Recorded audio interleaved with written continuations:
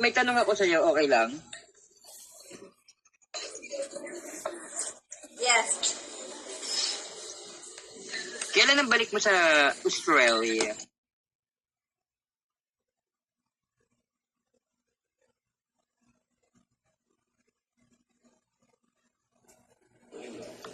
Dala niyo siya. Nakakabaliw ba kada bait? Ang ganda baga naman ni Ma'am Pao, o sino ba? Kung ako rin baka naandiyan, ako'y mababaliw din. Di ka, Dade? Nakakabaliw. Hindi, ano naman, exaggerated naman masyado yun dahil parang... Ako nababaliw ako eh. Parang nababastos na tayo noon. Hindi, parang mababastos na noon siya.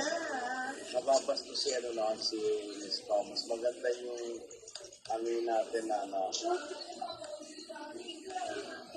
days to go.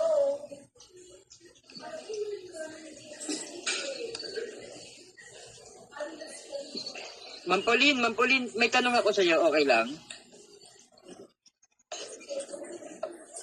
Yes. Kailan ang balik mo sa Australia? Hindi kami sumangkal ng kalamay. Kasi ngayon na kami nakita ni February. Gusto mo ako makita, ma'am? Napakagwapo ko. Sobrang gwapo ko talaga.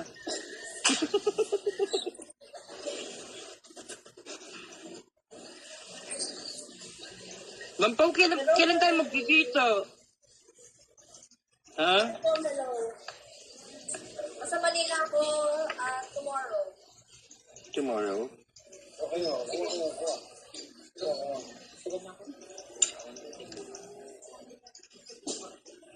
So, mag-i-stay kayo dyan sa, mag-i-stay kayo dyan, diyan matutulog sa, sa Bigan. Or you were going back? Wala ba? Hindi naman ako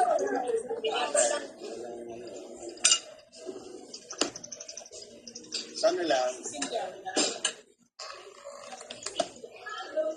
So, General Win, anong masasabi mo?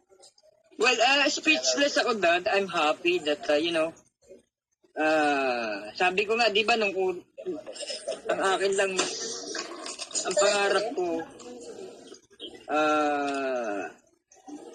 makasama natin si Ma'am Pao.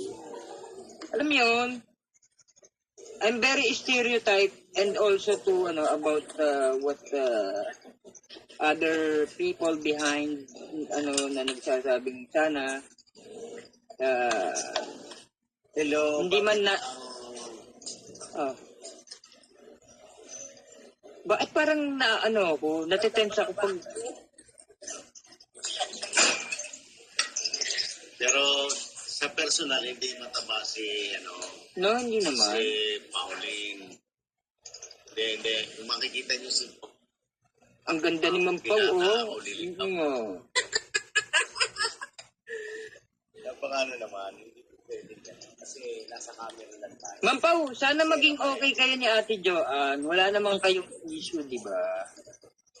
Hindi mabait si Pauline. Sana, hopefully, magkaayos kayo ni Ate Joanne, ni Kamsat Tiktikwada, ni Ate Ligay ko. Para happy family, di ba? Wala naman tayong dapat pag-awayan dito, di ba? General Ben, hindi naman galit si Pauline, si Johan T. Pauline.